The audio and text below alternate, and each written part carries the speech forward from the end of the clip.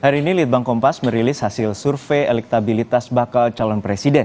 Lebih lanjut kita akan bahas dengan peneliti senior Litbang Kompas, Toto Suryaningtya. Selamat siang Mas Toto. Selamat siang. Hadir bersama kami di Kompas Siang.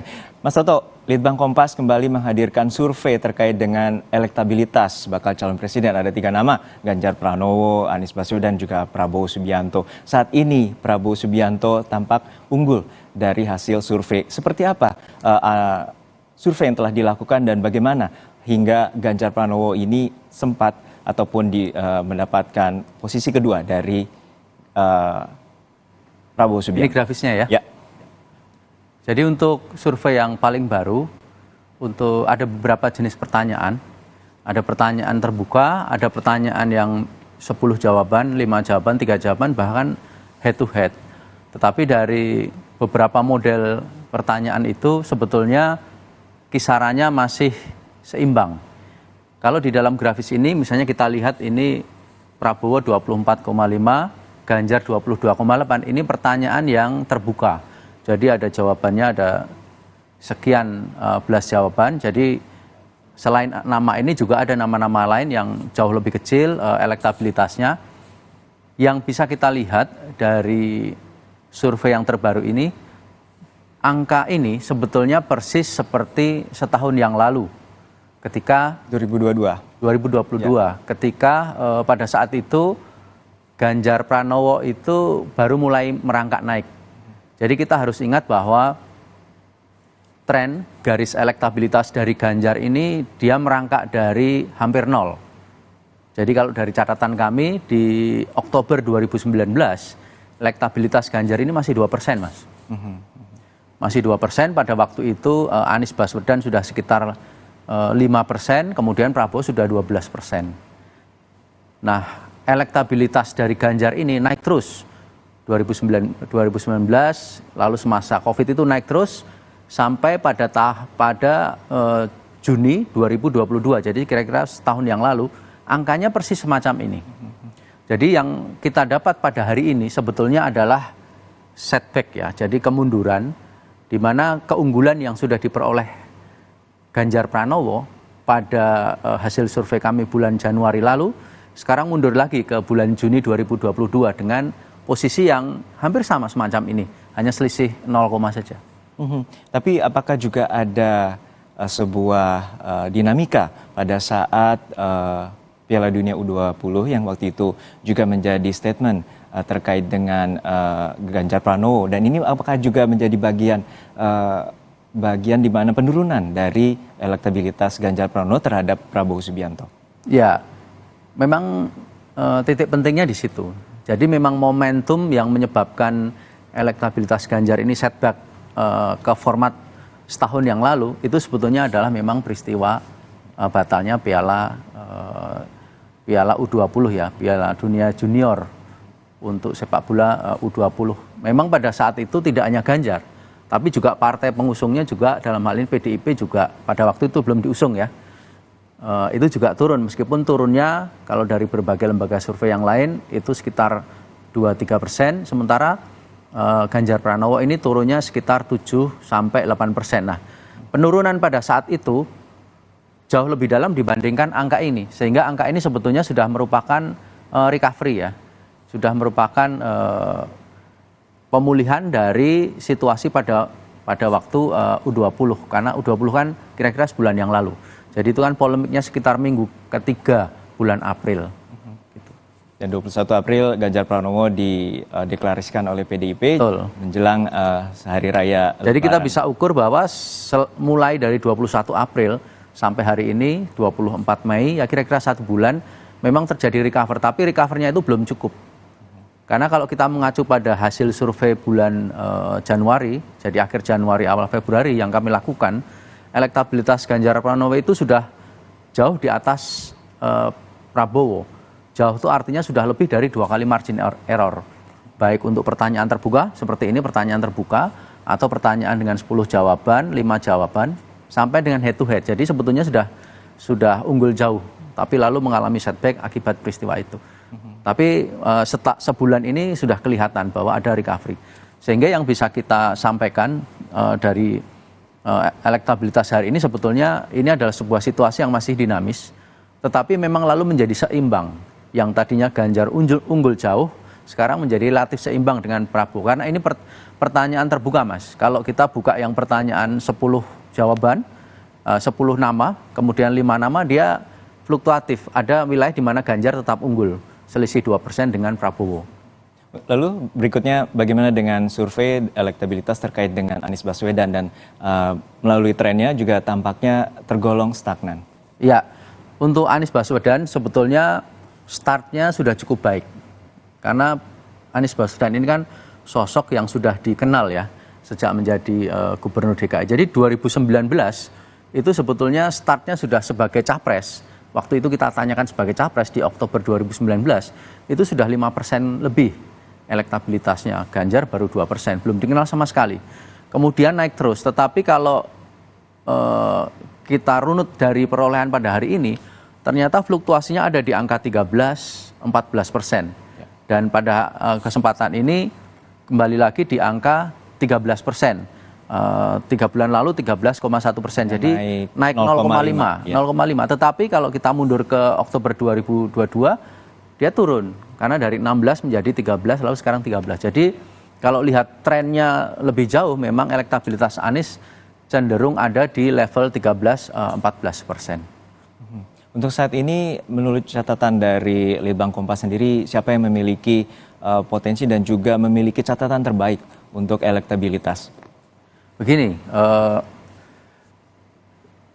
sekarang ini posisi Ganjar dan posisi Prabowo sebetulnya seimbang, setara, atau sama kuat. Nah, karakternya beda. Ganjar ini karakter elektabilitas dia terus naik. Jadi mulai dari 2%, kemudian 5%, 7%, sampai dengan Januari lalu itu sudah sampai, kalau tidak salah, sekitar 27%. Jadi jauh sekali dengan Prabowo pada waktu itu 18%. Sehingga tren Ganjar ini sebetulnya tren yang jauh lebih positif ya. Dia hanya turun pada periode ini, pada periode bulan Mei ini. Baru sekali ini elektabilitas Ganjar itu turun. Memang kami tidak melakukan survei ketika U20 dan lembaga lain banyak yang merilis bahwa sebetulnya juga terjadi penurunan pada U20 kemarin. Tapi kalau dari survei kami pada saat ini sebetulnya hanya satu kali ini saja elektabilitas Ganjar turun. Nah, itu satu pattern ya, satu pola dari elektabilitas Ganjar. Elektabilitasnya Prabowo pada sisi lain sebetulnya dia berangkat dari elektabilitas kapital sosial yang sudah cukup tinggi karena di 2019 startnya pun sudah 12%. Tetapi kenaikannya lalu menjadi lebih fluktuatif. Kalau kita lihat tadi yang saya sampaikan, setahun yang lalu bulan Juni 2022 elektabilitas Prabowo itu sudah sama dengan elektabilitas pada hari ini 24, sekian persen. Tetapi bulan Januari kemarin turun menjadi 18%. Jadi pola dari elektabilitas Prabowo ini kita lihat dia naik turun, cenderung lebih fluktuatif. Bulan Juni 2022 25%, kemudian turun ke 17% dan seterusnya kembali naik. Sehingga kita bisa sampaikan di sini bahwa pada hari ini memang kedua kandidat ini sama kuat, tetapi yang satu memang lebih fluktuatif, yang satu lebih stabil, dalam arti garisnya dia lebih konsisten. Lalu bagaimana dengan Anies? Anies ini stagnan di angka 13-14%. Kalau kita lihat, dia memang sempat melejit pada waktu sesaat setelah diumumkan, kira-kira beberapa bulan yang lalu setelah dideklarasikan oleh Nasdem, pada waktu melejit. Tetapi untuk kondisi saat ini memang kandidat yang bersaing ketat memang Prabowo dan Ganjar. Untuk melihat dari elektabilitas dari Prabowo Subianto yang cenderung mengalami kenaikan, apakah ada faktor momen tertentu, boleh kita katakan misalnya kedekatan dan juga momen kedekatan dengan Presiden Joko Widodo, dan kita ketahui ini menjadi momen yang dimana menjadi sorotan juga dari publik. Seperti apa Mas Toto melihatnya? Kalau kita melihat pada komposisi ya, komposisi tren latar belakang partai-partai yang turun, kemudian juga capres yang turun, sepertinya terjadi migrasi memang.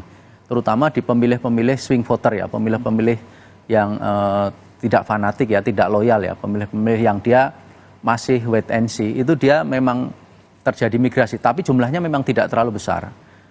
Penambahan elektabilitas Prabowo pada survei kami ini sekitar 6% lebih, sementara penurunan Ganjar di survei ini sekitar 2,5%. Jadi memang ada migrasi. Nah, migrasi itu tadi disebutkan juga memang karena faktor ada momentum Piala Dunia tadi, U20.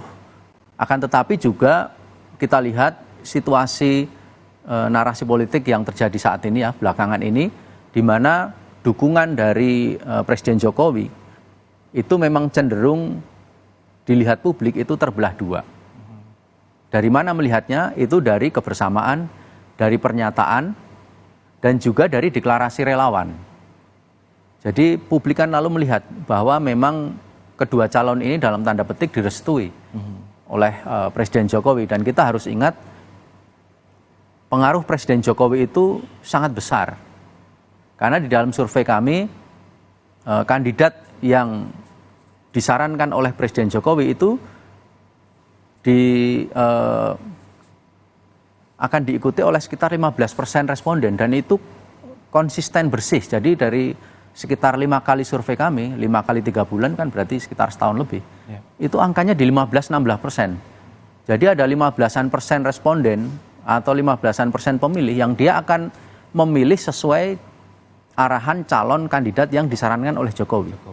Yang pilih-pilih itu lebih besar lagi, jauh lebih besar, sekitar 45-50%. Sementara yang tidak akan mengikuti saran dari Presiden Jokowi itu 30-an%, dan itu konsisten. Sekitar sepertiga responden tidak akan mengikuti. Artinya apa? 15% itu kan besar sekali, Mas. Ya. Karena elektabilitasnya Anies saja tidak sampai 15%. Betul. Jadi di situ kita bisa lihat apapun yang dilakukan oleh Presiden Jokowi itu akan punya dampak baik kepada Prabowo maupun kepada Ganjar Pranowo dalam hari ini. Ya.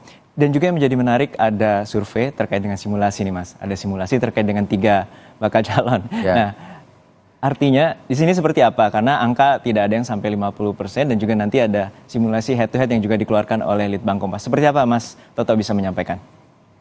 Jadi tadi kita sampaikan memang simulasi kita lakukan.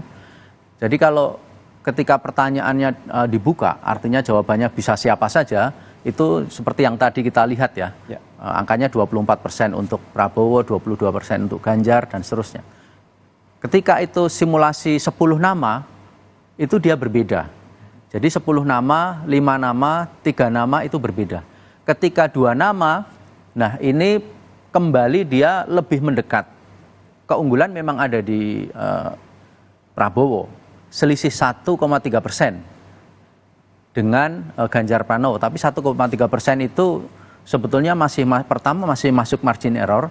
Yang kedua, dia tidak konsisten dengan simulasi 5 nama dan 10 nama. Sehingga kita bisa simpulkan sebetulnya di sini sama kuat di antara kedua kandidat ini.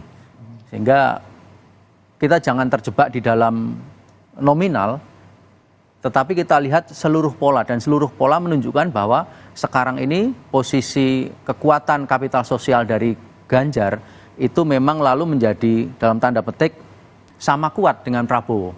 Yang tadinya dia sudah jauh meninggalkan, lalu sekarang karena ada peristiwa di bulan yang lalu sekarang menjadi sama kuat. Nah, sekarang tinggal bagaimana nih kedua calon atau juga bahkan Anies Baswedan ini sama-sama mengambil keuntungan dari situasi ini. Karena kalau kita lihat publik atau responden yang belum menentukan pilihan, sekarang itu ada di kisaran sekitar 24,5%. Anggapnya 25%. Angka itu setara dengan angkanya Prabowo Subianto. Jadi angka 25% ini meskipun relatif sama ya dengan survei-survei yang sebelumnya tentang capres, tetapi ini cenderung menguat, cenderung meningkat. Apalagi kalau kita misalnya kami juga punya pertanyaan yang lain yang menanyakan soal latar belakang dari calon presiden. Secara umum biasanya yang unggul itu 2, Mas. Yang satu latar belakang militer, satu kepala daerah. Sementara yang latar belakang birokrat, latar belakang pemimpin agama, latar belakang tokoh masyarakat, dan lain-lain itu biasanya dia rendah. Tetapi ada kecenderungan di 2 survei terakhir, latar belakang kepala daerah baik militer maupun kepala daerah itu cenderung turun. Ya. Sementara latar belakang tokoh-tokoh yang lain itu agak sedikit naik. Dan yang lebih naik adalah responden yang menyatakan tidak tahu. Artinya apa? Problem politik atau komunikasi politik akhir-akhir ini, di mana lalu publik juga menjadi gamang sebetulnya siapa yang mau dipilih, itu juga terasa. Sehingga lebih banyak sekarang ini publik yang wait and see, siapa ini calon yang mau dipilih. Apakah yang berlatar belakang militer atau latar belakang kepala daerah.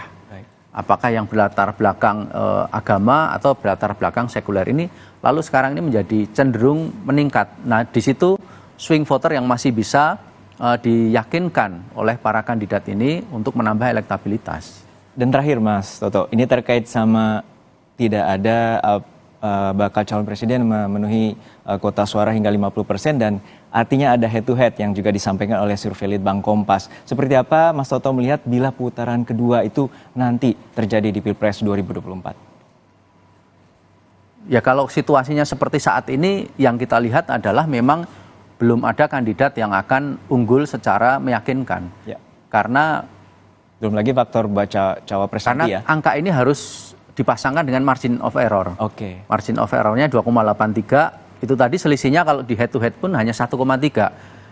Dia selisih 1 margin error pun masih meragukan. Padahal kalau Ma'aman minimal 2 kali margin of error. Jadi sekitar 5, sekian persen. Baik. Jadi situasi yang ada sekarang memang situasi yang masih sama kuat di mana satu calon dia cenderung fluktuatif, ya. Yang satu calon dia sebetulnya konsisten tetapi lalu mengalami sebuah bumping proses. Nah, disitulah kita nanti melihat bagaimana masing-masing kandidat ini ya menaikkan elektabilitasnya dengan seninya masing-masing, ya. Dengan keterampilannya dalam berkomunikasi dan seterusnya. Belum juga nanti ada faktor di mana pendampingnya bakal calon wakil presiden. Ada kontribusi bagaimana terkait dengan elektabilitas. Baik, terima kasih atas waktunya peneliti senior Litbang Kompas Toto Suryaningtyas telah bersama kami di Kompas Siang. Terima kasih Pak Toto. Dan saudara, saat lagi, lalu bagaimana lanjut ke putaran kedua? Apakah ada perubahan terkait dengan konstelasi? Di antaranya, dan kita akan bahas setelah jeda berikut, masih juga ada dengan peneliti senior Litbang Kompas.